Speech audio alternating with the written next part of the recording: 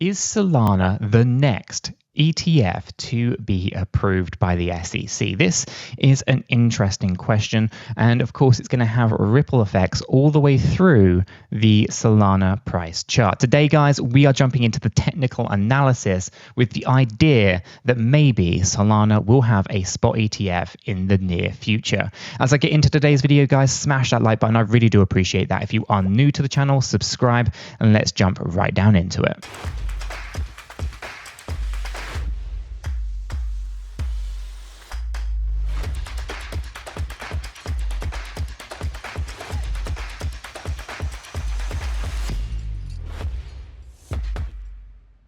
Okay, guys, let's kick things off here with Solana paired up with USDT. We're on the one-day Binance chart, and we have seen a breakout here for Solana in the last few weeks. Now, we obviously had this downward trend line that we broke out of on the 4th of May, retesting, and we broke above the 50 simple moving average here on the 15th of May, testing it back on the 16th. We rallied up a fair chunk and have started to move back down again. So there was definitely a previous area of resistance around 162.45. This is the area that we were looking to break out from because it prevents us from moving down to this lower range here at 95.2 to 107.62. So anyone who was following the previous video that I put out, I was suggesting to everyone that we had a kind of 5-wave movement to the downside that takes us lower than the 200-day exponential moving average. And what we needed to do was break up above this area here, okay, that 162.45, in order to confirm that that's not going to happen. And that's exactly what we saw.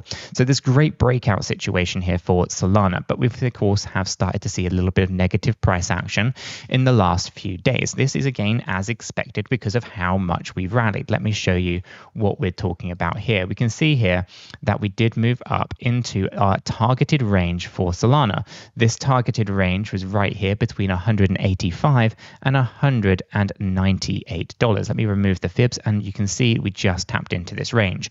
This is essentially a 3-wave correction right in here. Now, this is a part of a bigger play, which is actually from this first initial move to the downside on the 13th of April to the peak that we had on the 23rd of April.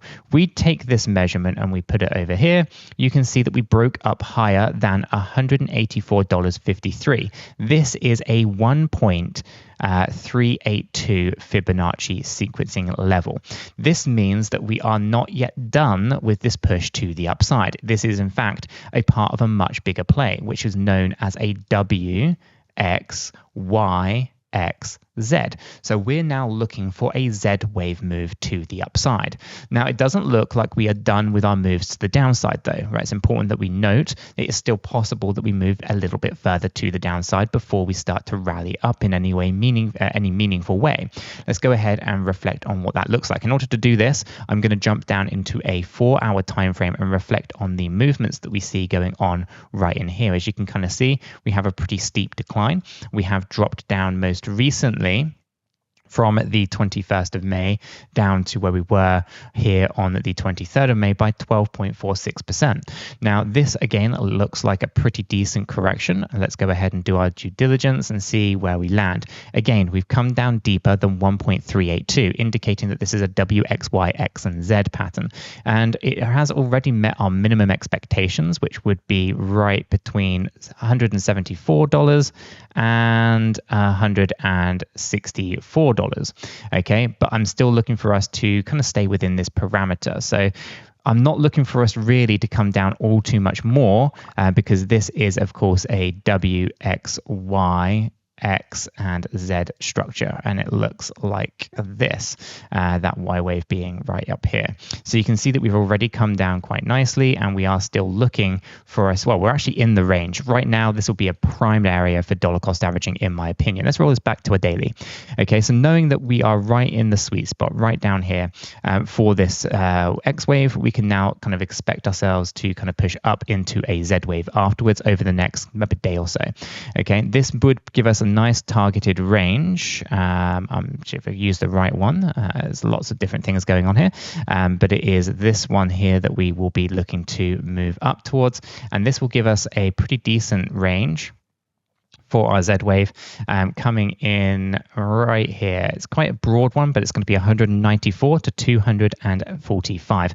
And once we start having this move to the upside, we'll be able to kind of frame this out to know exactly where that Z wave is likely to finish, but it's going to be somewhere between 193 and 245 in my opinion. What would change this would be a complete breakdown. We'd have to come down quite significantly though. I'll be looking for anything lower than 150 to kind of break out of this structure. So for now, it does look like Solana has a bit more of a move to the upside, right? So for Solana on the kind of smaller time frames, that's where it's looking. But what about the Solana ETF? If we were to see a Solana ETF get approved, what does that mean? Well, I'm not looking for this move for Solana to, I guess, see a spot ETF in the coming months. I think this is actually something that's going to be in the coming years. And what I mean by that is I'm not looking for a Solana ETF to be a product that launches until probably early 2026, meaning we actually have the majority of this year to see the Ethereum spot ETF kind of doing its thing. And then we'll go into a bit of a bear market where I think we'll see filings for these spot ETFs on the altcoin side, where we'll probably see a Solana-based ETF being approved probably in 2025. Or 2026, somewhere in that kind of range, late 2025 maybe by the time it actually gets approved, or early Q1 2026. And that's where we see the next surge to the upside. That means that the surge that I'm currently looking for is not going to be an ETF-based surge to the upside.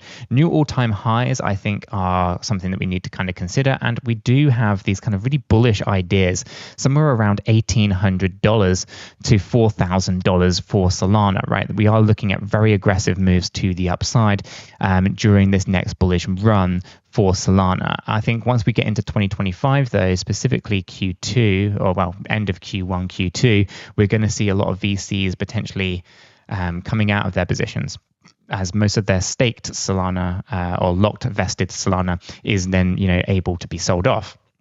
And so we'll probably see a bit of a pullback in a bearish market in kind of early 2025, in my opinion, on the Solana side of things. So great runs to the upside. I would be looking at dollar cost averaging out though, $600, $700, $800, up towards that kind of 1,000. And then after that, let it ride a bit more if you get a chance. I think it's going to be really tough to kind of push out towards the idea of $1,800, but it's definitely something that I'm going to be keeping an eye on, monitoring those structures and playing out, seeing where it kind of goes. As you can kind of see here, we're in really good structures at the moment. And if this does play out this way, and we do kind of move down a little ways and test out our kind of support areas of the 50-week exponential, 50-week simple moving average, then we are, of course, going to be on target range for around $1,800 for Solana, which will be phenomenal. Of course, guys, you can let me know your thoughts and opinions on all of this in the comments down below. Do you believe that an Ethereum spot ETF is going to be a catalyst for a Solana spot ETF? And do you align with my timelines? Do you think a Solana ETF is likely to be in 2024, 2025, or 2026? You can let me know in the comments down below. Also, let me know your price predictions if we were to see something like a Solana spot ETF in the near future. Do you think we're going to see $1,800, $4,000? Really interested, Canvas, everyone's thoughts and opinions on that. And if you haven't done so already, smash the like button, subscribe if you're new, and check this video out and stay informed with what is going on with XRP.